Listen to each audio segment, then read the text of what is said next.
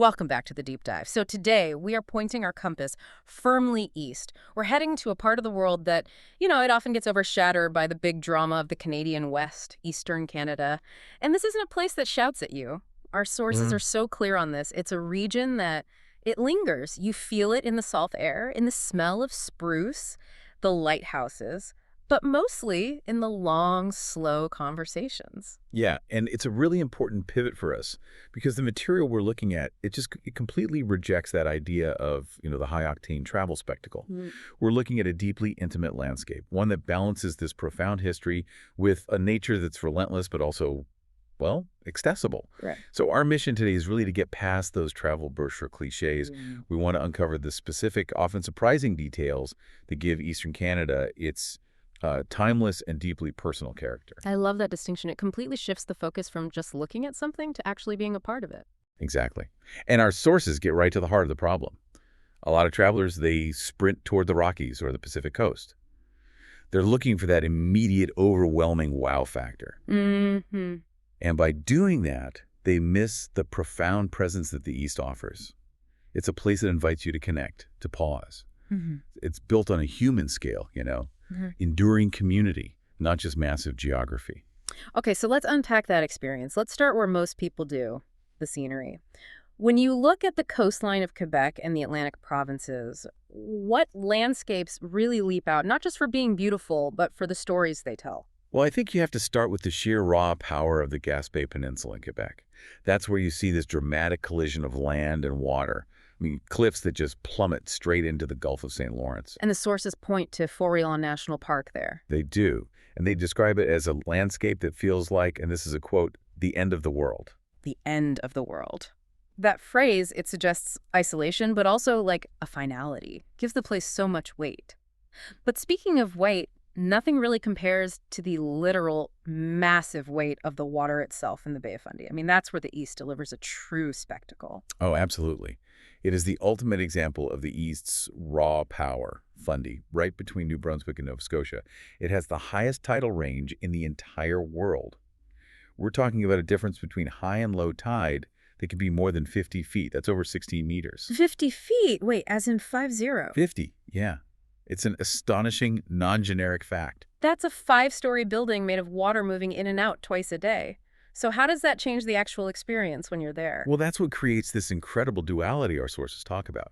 Right. At low tide, you can actually go down and stroll on the exposed ocean floor. You can walk among the Hopewell rocks, those famous flower pot formations. They look like giant sculptures. They do. And then just a few hours later, that whole space is completely underwater, and you're kayaking right past the tops of those same columns.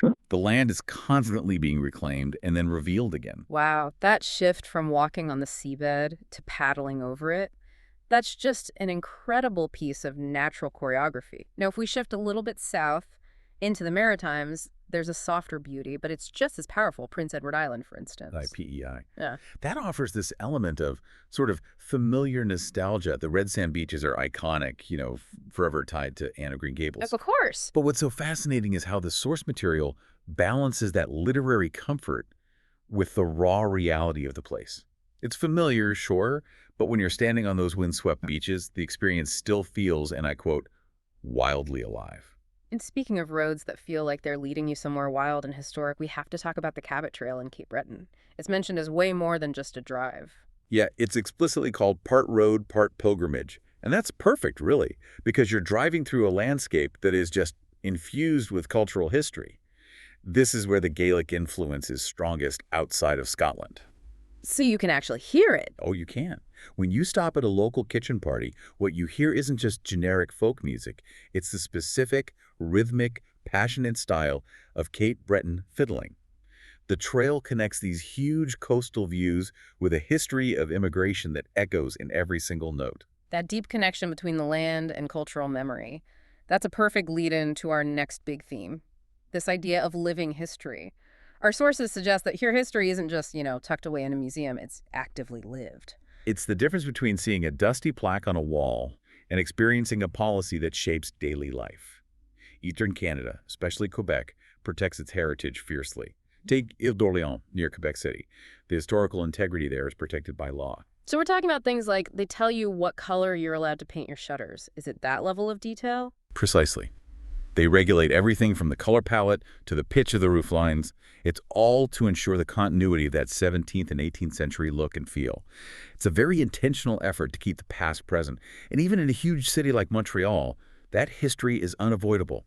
The old stone streets are described as literally carrying centuries of layered conversations right under your feet. But maybe the most powerful and I think fascinating historical story is the Acadian story. It's such an incredible example of resilience. It is a story defined by survival against just overwhelming odds.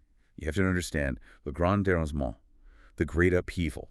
Starting in 1755, the British forcibly deported thousands and thousands of Acadians from their homes in what's now Nova Scotia, New Brunswick, and PEI. It was a massive ethnic cleansing. And the sources detail how that culture somehow managed to survive that profound displacement. It's a testament to sheer cultural will.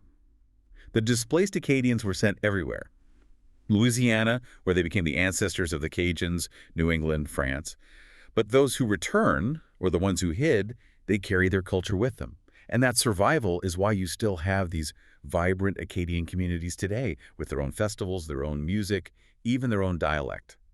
And for anyone listening who really wants to grasp what that 18th century life felt like, the source points to one place in Nova Scotia that's just unparalleled. The Fortress of Louisbourg.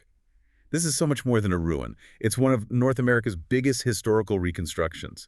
They don't just show you the 18th century, they drop you right into it. The detail is incredible. You can smell the wood smoke, you can taste bread baked in period ovens, and you talk to interpreters playing specific roles. The soldier, the fisherman, the governor's wife. So it's not just visual, it's a full sensory immersion. Absolutely. You hear the muskets fire, you see the uniforms, and you start to understand the whole social structure of the time. It brings history to life in a way a textbook just. Yeah. It can't. All of this, the history, the landscape, it all feels so cyclical. It's clear that the regional experience is fundamentally shaped by time itself, specifically by the seasons. Yeah, the sources make this powerful point that the land is rewritten multiple times a year. And that seasonal shift is absolutely critical to understanding the culture and the pace of life there. So let's walk through that sensory journey, starting with that release after the long winter. Spring is the great thaw. It brings the first wildflowers and, so importantly in Quebec, the maple tapping season. It's a time of intense communal work and the first taste of sweetness after months of cold. And then summer. Summer it lingers. You get those salt-tinged breezes and these long, long evenings that are perfect for being dockside or for community gatherings. But the truly unparalleled visual event is autumn. That's when the East really allows itself one moment of genuine spectacle. Oh yes, autumn is breathtaking. The maples, the birch, the oaks, the sheer variety of trees means the color is incredibly layered and vibrant.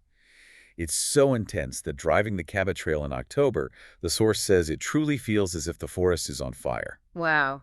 And then the land enforces stillness again. Winter hushes everything. Yeah. It's framed not as a time to escape, but as a time of reflection and intimacy. The slow pace encourages snowshoeing, ice fishing, and crucially, those slow evenings gathered by the fire. It's when communities turn inward and strengthen those bonds that define the whole region. That stillness and intimacy we keep coming back to. It's not just in the scenery or the history, is it? It's in the nourishment. Let's talk about the culinary traditions where food is both sustenance and really a deep narrative. The food there is incredibly honest. It tells you exactly where you're standing. The classic maritime coastal cuisine is all about freshness and proximity. You have the essential dockside lobster rolls, huge bowls of chowder thick with seafood, mussels steamed in wine. It's a cuisine dictated by the Atlantic. And then you cross into Quebec, into the more inland traditions, and the focus shifts. It becomes about resilience, about preparing for that long winter we just talked about. Absolutely. Quebec staples lean heavily into preserving and richness. You have, of course, the foundational maple traditions, not just syrup, but all the products, the sugar shacks. And then there are specific holiday favorites, like the classic tourtière. And just calling tourtière a hearty meat pie doesn't really do it justice, does it? What's its significance? Not at all. Its significance is historical. It's traditionally made with ground pork, beef, spices, all in a flaky pastry. And historically, this high-fat, high-calorie meal was essential for getting families through those brutal winters. It's comfort food that carries the weight of necessity, and its recipe even changes slightly depending on where you are. And this whole culinary story seems to come together in one place. the local markets. That's the final layer of intimacy, right? The markets, whether it's a big one in Halifax or a small one in a Quebec village, they're bursting with berries, homemade preserves, fresh catches. But they're also hubs where, as the source says, stories are told over the counter. The food exchange is social. You don't just buy the food, you get the story of where it came from. So we've covered 50-foot tides, cultural exile, and pastry born from sub-zero temperatures. When you pull it all together, what's the synthesis? What does the source material ultimately conclude about the value of Eastern Canada? The conclusion is that the value is not found in chasing the next peak or the next spectacular photo. It's in presence. It's in intimacy. It challenges the traveler to slow down. The region is defined by these simple, deep connections. It draws you in rather than overwhelming you with scale. So the journey isn't about covering ground, it's about the actions that define the experience, right? Pausing at a solitary lighthouse, taking the time to chat with a fisherman, maybe learning a fiddle tune. It really reinforces that idea that the most meaningful journeys happen close to home, whether that's geographically close or, emotionally close. That's it, exactly. And if we connect this all back to that resilient Acadian story, a culture that rebuilt itself piece by piece using food, music, and language, it leaves us with a compelling thought for you, the listener.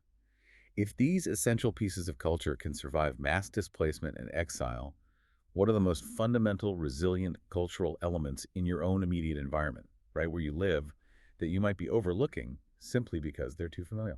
A deep question to consider. Thank you for diving deep with us into Eastern Canada.